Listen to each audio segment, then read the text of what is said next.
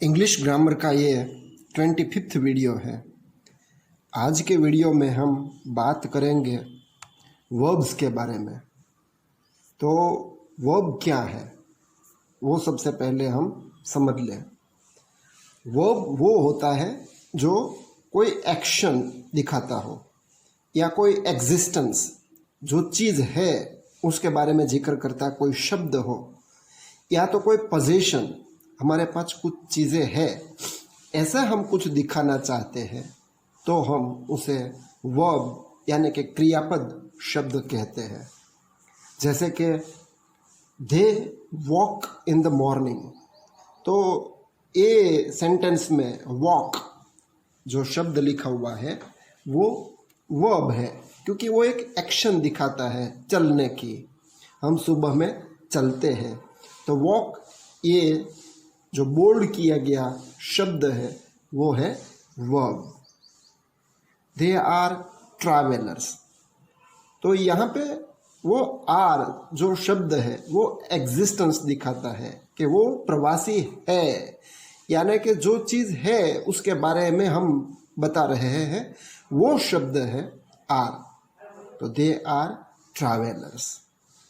You have some books, तो ये जो सेंटेंस है उसमें हैव जो शब्द लिखा गया है वो बोल्ड लिखा गया है, वो पोजीशन के बारे में बात करता है। तो हैव, आपके पास कुछ पुस्तकें हैं, तो हैव शब्द है वो पोजीशन दिखाता है। इस तरह से जो शब्द एक्शन, एग्जिस्टेंस या कोई पोजीशन के बारे में बताता है तो वो शब्द वर्ब हम कहते हैं। ये जो वर्ब्स है उसका बहुत सारे फॉर्म्स हैं, डिफरेंट फॉर्म्स हैं। वो ट्रांजिटिव हो सकते हैं, इंट्रांजिटिव भी हो सकते हैं, फाइनाइट और इनफाइनाइट वर्ब हो सकते हैं, स्ट्रॉन्ग एंड वीक वर्ब हो सकते हैं। टेंसेस के हिसाब से पास्ट फॉर्म से, पास्ट पार्टिसिपल से, बेस वर्ब से, वो भी वर्ब का डिफरेंट फॉर्म्स है, और ऑक्सिलरी वर्ब से, लिंकिंग वर्ब से, ये सब अलग अलग वर्ब के फॉर्म्स हैं। वो सभी के बारे में हम बात करेंगे, लेकिन आज हम बात करेंगे ट्रांजिटिव और इनट्रांजिटिव वर्ब्स के बारे में। तो सबसे पहले ये पता कर लें कि ट्रांजिटिव वर्ब किसको कहते हैं। यानी कि सम वर्ब्स रिक्वायर ऑब्जेक्ट्स, कि कोई बहुत सारे ऑब्जेक्ट्स हैं वो वर्ब्स के साथ जुड़े हुए होते हैं। तो एक ऐसा वर्ब हो उसको आपको ऑब्जेक्ट्स की ज़रूरत पड़ेगी, यानी कि विदाउट ऑब्जेक्ट्स वो सेंटेंस कंप्लीट नहीं होता। आप एक वर्ब लीजिए और उसका उपयोग कीजिए तो उसके हिसाब से आपको कोई ना कोई ऑब्जेक्ट की ज़रूरत पड़ेगी। रिमेंबर, वर्ब्स को ऑब्जेक्ट्स की ज़रूरत पड़ती है। अगर ऑब्जेक्ट्स की ज़रूरत पड़ती है तो ट्रांजिटिव वर्ब है, अगर नहीं पड़ती है तो इनट्रांजिटिव वर्ड है। मैं आपको एग्जांपल्स देके बताता हूँ। ही प्लेज, तो यहाँ पे प्ले वर्ब है, तो हम ऐसे नहीं बोल सकते he plays when we speak this. तो एक ये जो सेंटेंस है वो पूरा नहीं है, कुछ ना कुछ शब्द चाहिए। व्हाट, हमेशा हम पूछते हैं कि क्या खेलते हैं, तो प्लेज है, तो उसके लिए हम कोई भी सेंटेंस पूरा करने के लिए लिख सकते हैं ही प्लेज बास्केटबॉल। तो वहाँ पे ज़रूरत पड़ी कुछ ना कुछ लिखना पड़ेगा, फुटबॉल, वॉलीबॉल, क्रिकेट, गेम्स, कुछ भी, इवन पियानो, म्यूजिकल इंस्ट्रूमेंट्स, ऐसा भी कुछ लिख सकते हैं। तो प्लेज रिक्वायर्स, प्ले शब्द को ज़रूरत पड़ती है ऑब्जेक्ट की, तो यहाँ पे बास्केटबॉल हमने लिखा, तो ये प्ले है, ऑब्जेक्ट की ज़रूरत पड़ती है, इसीलिए उसको ट्रांजिटिव कहते हैं। दूसरा सेंटेंस ले ले हम, दे गो, तो गो शब्द हमें कुछ ना कुछ एक डिमांड करता है, कुछ वहीं पे रखना है। अन्यथा ये सेंटेंस मीनिंगफुल नहीं है।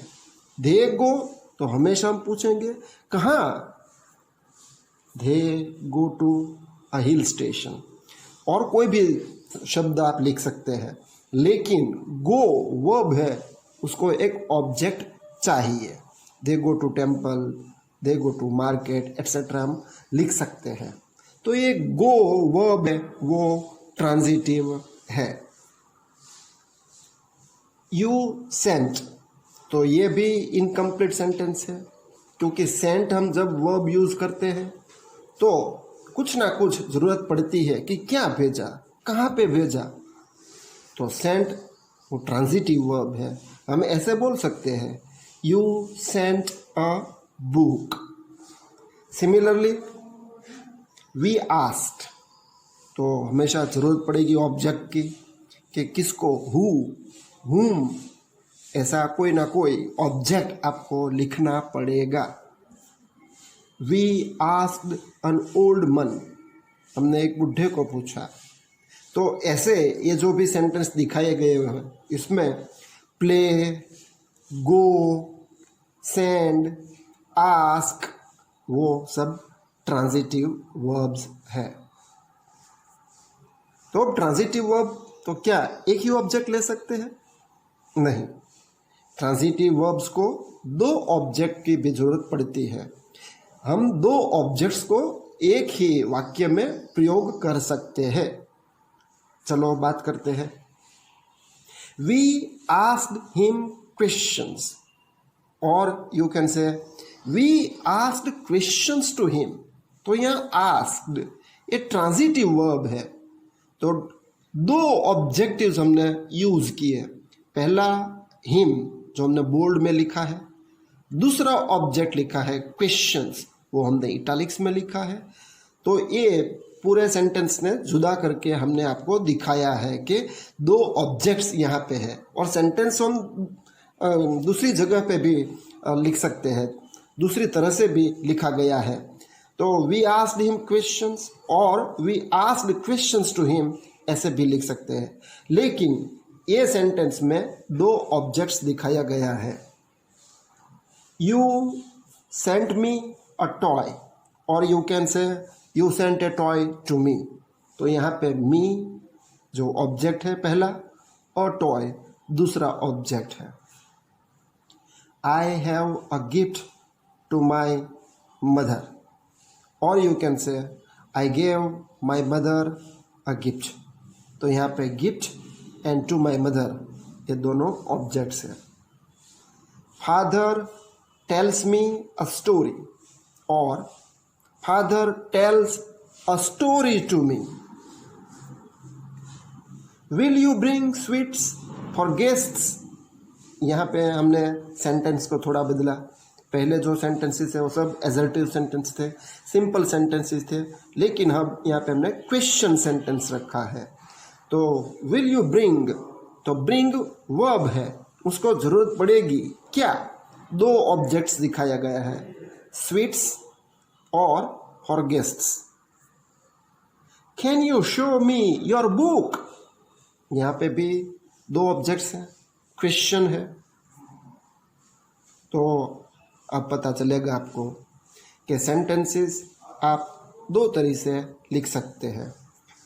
यहाँ पे हमने प्रीपोजिशंस का भी उपयोग किया है जो इनडायरेक्ट ऑब्जेक्ट्स है उसके लिए। लेकिन आपने ये सेंटेंस में देखा होगा कि जो शॉर्ट ऑब्जेक्ट्स है वो जनरली हम पहले लिखते हैं। तो बहुत सारे वर्ब्स हैं, तो वो ट्रांजिटिव भी है और इंट्रांजिटिव भी है। मतलब कि कोई वर्ब ऐसा है कि हम उसको ट्रांजिटिव भी यूज़ कर सकते हैं और वो इंट्रांजिटिव भी है। देख लेते हैं। ही रोल्स अ बॉल, तो यहाँ पे रोल वर्ब है, तो उसको एक ऑब्जेक्ट चाहिए, तो हमने अ बॉल ऑब्जेक्ट लिखा। रोल वो ट्रांजिटिव वर्ब है, इसीलिए उसको ऑब्जेक्ट की ज़रूरत पड़ी, तो अ बॉल ऑब्जेक्ट लिख दिया। लेकिन ये वर्ब है रोल, तो वो इंट्रांजिटिव भी है। अ बॉल रोल्स, यहाँ पे कुछ जरूरत नहीं पड़ती।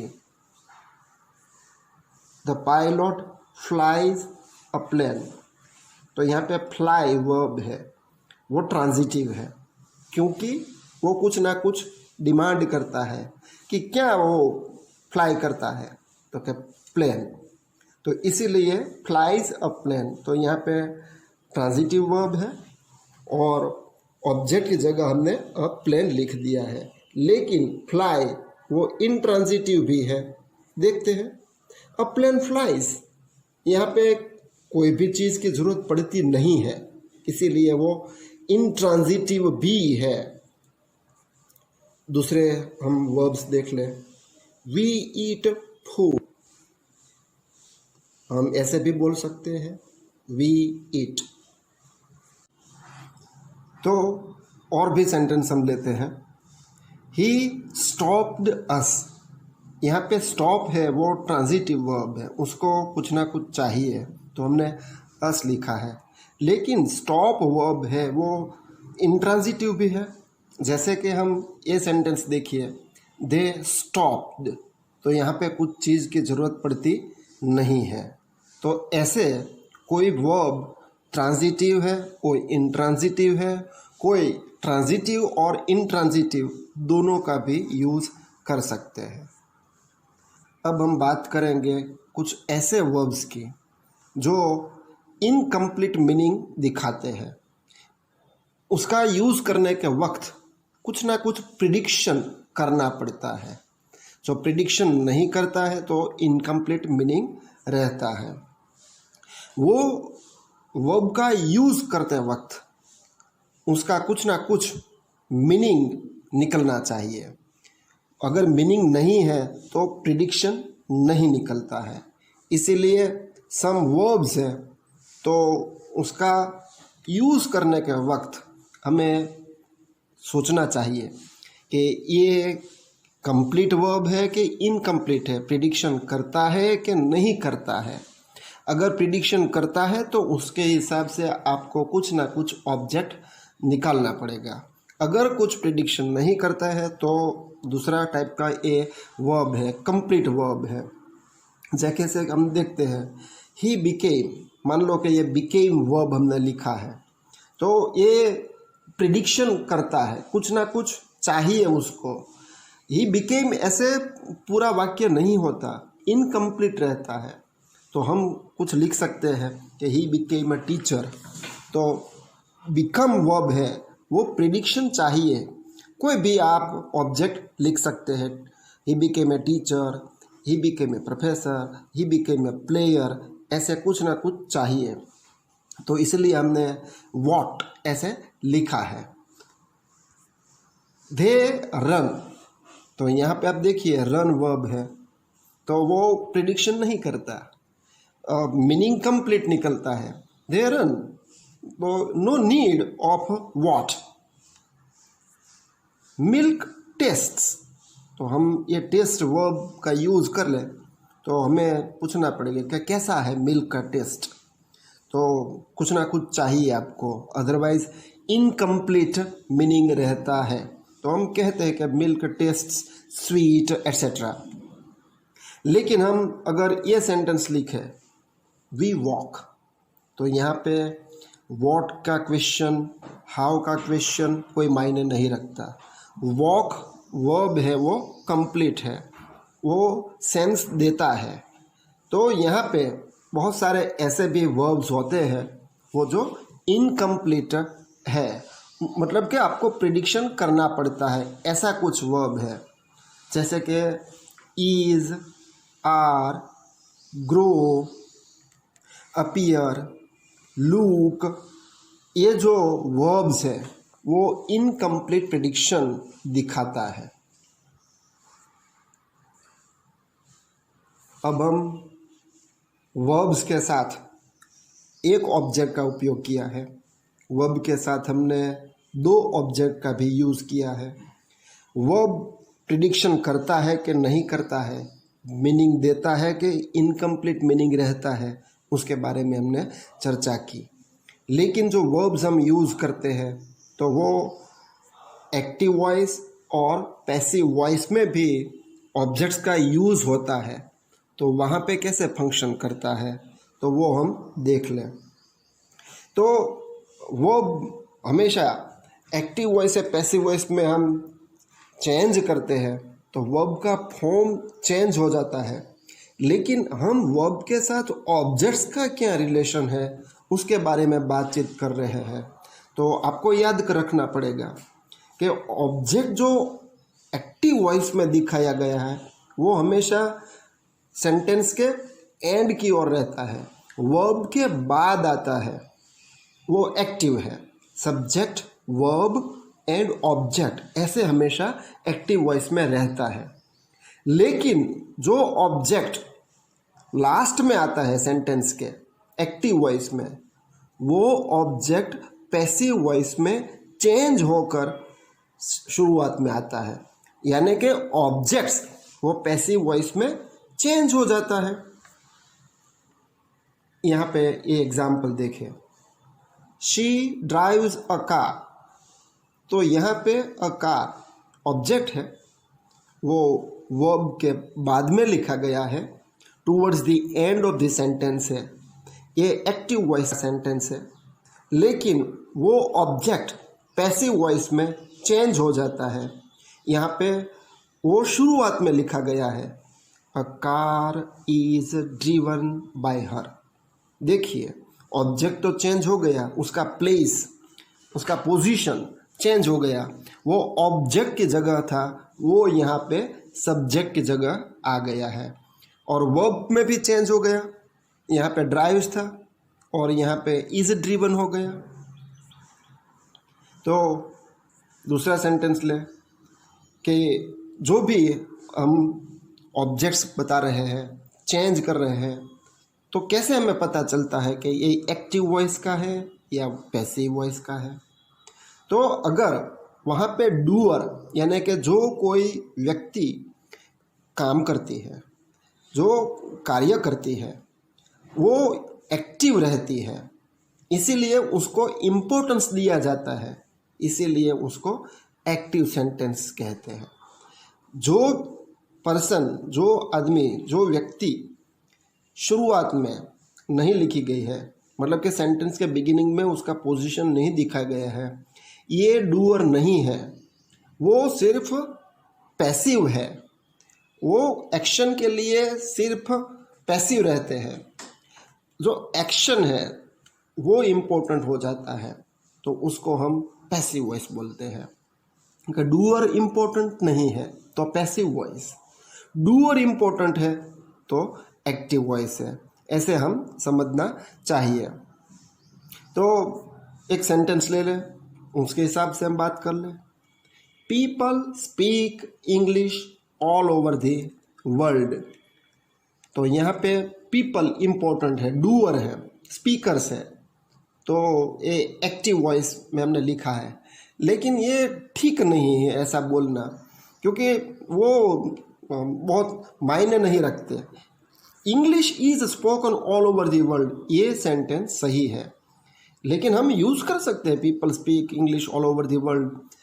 अगर आप आदमी को ही, पीपल को इम्पोर्टेंस देना चाहते हैं, लेकिन ये सेंटेंस सही है। हम कोई भी सेंटेंस तो बोल सकते हैं, लेकिन उसका मीनिंग निकलना चाहिए, ठीक तरह से होना चाहिए, तो ही उसका यूज़ ठीक है।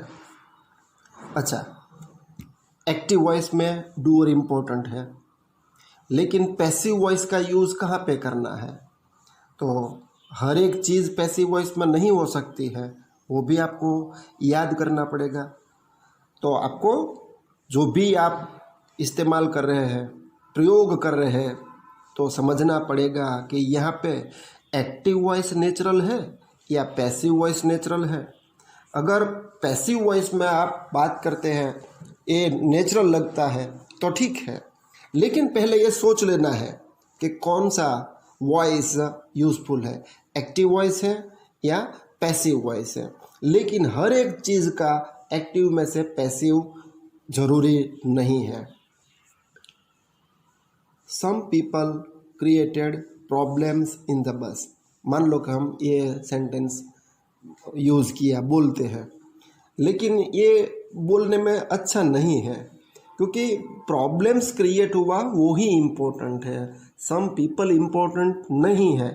तो उसका पैसिव वॉइस हम ऐसे कर सकते हैं, problems were created in the bus. मतलब आप प्रॉब्लम्स को इम्पोर्टेंस दे रहे हैं, पीपल को इम्पोर्टेंस देना नहीं है, प्रॉब्लम्स है वो आपके सामने आया। तो ऐसे हम एक्टिव वॉइस में से पैसिव वॉइस में यूज़ कर सकते हैं। लेकिन प्रॉब्लम्स, ये जो पैसिव वॉइस का आपने जिक्र किया है वो ही अच्छा है, उस तरह से बोलना चाहिए। They expect that it will rain, तो ये एक्टिव वॉइस सेंटेंस है, लेकिन ऐसा बोलना ठीक नहीं है, नेचुरल नहीं लगता। तो better you speak like this, it is expected that it will rain. देखो यहाँ पे दे एक्सपेक्ट, उसका पैसिव वॉइस किया गया है it is expected. They say that Iceland is a beautiful country, तो उसका पैसिव वॉइस है। It is said that Iceland is a beautiful country, तो यहाँ पे दे से उसका पैसिव वॉइस किया गया है it is said. Make the announcement, let the announcement be made, उसका ये पैसिव वॉइस है। No one informed him about the party, ऐसा एक सेंटेंस है, ये एक्टिव वॉइस का है। तो पैसिव वॉइस में हम चेंज कर लेते हैं, he was not informed about the party, तो यहाँ पे नो वन इन्फॉर्म्ड, उसका ही वॉज नॉट इन्फॉर्म्ड ऐसे हो गया है। तो उसके हिसाब से हम बहुत सारे पैसिव सेंटेंस इसी तरह देखने को मिलेंगे।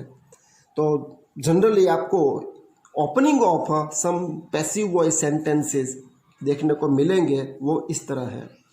It is decided, it has been decided, it is hoped, it is said, it was commonly believed, वगैरह वगैरह सेंटेंसेस आपको पैसिव वॉइस के ओपनिंग में देखने को मिलेंगे। इस तरह से वर्ब्स का ऑब्जेक्ट्स के साथ बहुत ही घना नाता है। तो ऐसे वर्ब को यूज़ करना है, ये आपने इस वीडियो में समझ लिया है। Thank you very much, have a good time.